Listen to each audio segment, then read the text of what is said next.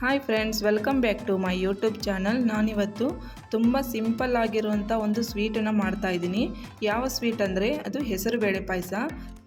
ಯಾವ ರೀತಿ ಮಾಡೋದು ಅಂತ ನೋಡೋಣ ಬನ್ನಿ.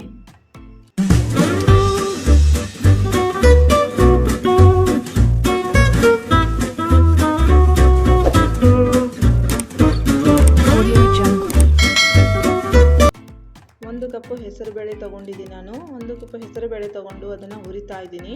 ಲೋ ಫ್ಲೇಮಲ್ಲೇ ಇಟ್ಕೊಂಡು ಹುರಿಬೇಕು. ಹಸಿ ವಾಸನೆ ಹೋಗುವವರೆಗೂ ಚೆನ್ನಾಗಿ ಹುರ್ಕೋಬೇಕು. ಹುರ್ಕೊಂಡಾದಮೇಲೆ ಅದು ಗೋಲ್ಡನ್ ಕಲರ್ ಬರುತ್ತೆ. ಗೋಲ್ಡನ್ ಕಲರ್ ಬರೋವರೆಗೂ ಚೆನ್ನಾಗಿ ಕೈ ಬಿಡದೆ ಹಾಗೆ ನಾವು ಹುರ್ಕೋತಾ ಇರಬೇಕು. ಕೈ ಬಿಟ್ಟರೆ ಸೀದೋಗುತ್ತೆ, ಅದಕ್ಕೆ ಅದೇ ಥರ ನಾವು ಹುರ್ಕೋತಾನೇ ಇರಬೇಕು. ನೋಡಿ, ಈ ಥರ ಗೋಲ್ಡನ್ ಕಲರ್ ಬಂದಿದೆ. ಇವಾಗ ಒಂದು ಕುಕ್ಕರ್ ತೊಗೊಂಡಿದ್ದೀನಿ ನಾನು. ಕುಕ್ಕರ್ಗೆ 2 ಬೌಲ್ ನಾನು ನೀರು ಹಾಕ್ತಾಯಿದ್ದೀನಿ. 2 ಬೌಲ್ ನೀರು ಹಾಕಿಬಿಟ್ಟು ಆವಾಗಲೇ ನಾನು ಹೆಸರುಬೇಳೆ ಹುರ್ಕೊಂಡಿದ್ದೆ ಅಲ್ಲ, ಅದನ್ನು ಮತ್ತೆ ನಾನು ಇವಾಗ ವಾಶ್ ಮಾಡ್ಕೊತಾ ಇದ್ದೀನಿ. ನಾನು ಮುಂಚೆ ವಾಶ್ ಮಾಡಿರಲಿಲ್ಲ. ನಾನು 2 ಸಲ ವಾಶ್ ಮಾಡ್ತಾ ಇದ್ದೀನಿ. ನೋಡಿ, 2 ಸಲ ವಾಶ್ ಮಾಡ್ಕೊಂಡು ಇವಾಗ ಆಗಿದೆ. ವಾಶ್ ಮಾಡ್ಕೊಂಡು ಆದಮೇಲೆ ನಾನು ಕುಕ್ಕರ್ಗೆ 2 ಬೌಲ್ ನೀರು ಹಾಕಿ ಕಾಯ್ಸೋಕೆ ಇಟ್ಟಿದ್ದೆ. ಅದೇ ಬೇಳೆನ ನಾನು ವಾಶ್ ಮಾಡ್ಕೊಂಡಿರೋಂಥ ಬೇಳೆನ ಇವಾಗ ಕುಕ್ಕರಲ್ಲಿ ಹಾಕಿ ಕ್ಲೋಸ್ ಮಾಡ್ತಾ ಇದ್ದೀನಿ. ಕ್ಲೋಸ್ ಮಾಡಿ 2 ಅಥವಾ 3 ವಿಸಿಲ್ ಆದಮೇಲೆ ನಾನು ಬೇಳೆ ಈ ಥರ ಕುದ್ದಿದ್ದೇನೆ ಇಲ್ವಾ ಅಂತ ನಾನು ಚೆಕ್ ಮಾಡ್ತಾ ಇದ್ದೀನಿ. ನೋಡಿ, ಬೇಳೆ ಕುದ್ದಿದೆ. ನೋಡಿ, ಈ ಥರ ಬೇಳೆ ಕುದಿಸ್ಕೊಂಡ್ರೆ ಸಾಕು, ತುಂಬ ಕುದಿಸ್ಕೊಳ್ಳೋಕೆ ಹೋಗಬೇಡಿ.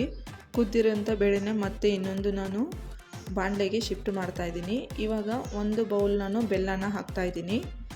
ನೋಡಿ, 1 ಬೌಲ್ ಬೆಲ್ಲ ಸಾಕು, ತುಂಬಾ ಸ್ವೀಟ್ ಆದರೆ ತಿನ್ನೋಕ್ಕಾಗಲ್ಲ. ಇವಾಗ ಬೆಲ್ಲ ಹಾಕಿದ ಮೇಲೆ ಮತ್ತೆ ಚೆನ್ನಾಗಿ ಮಿಕ್ಸ್ ಮಾಡ್ತಾ ಇದ್ದೀನಿ ನಾನು. ಗ್ಯಾಸ್ ಲೋ ಫ್ಲೇಮಲ್ಲೇ ಇಟ್ಕೋಬೇಕು. ಹೈ ಫ್ಲೇಮ್ ಇಟ್ಕೊಂಡ್ರೆ ಸೀದೋಗುತ್ತೆ ಅದಕ್ಕೆ.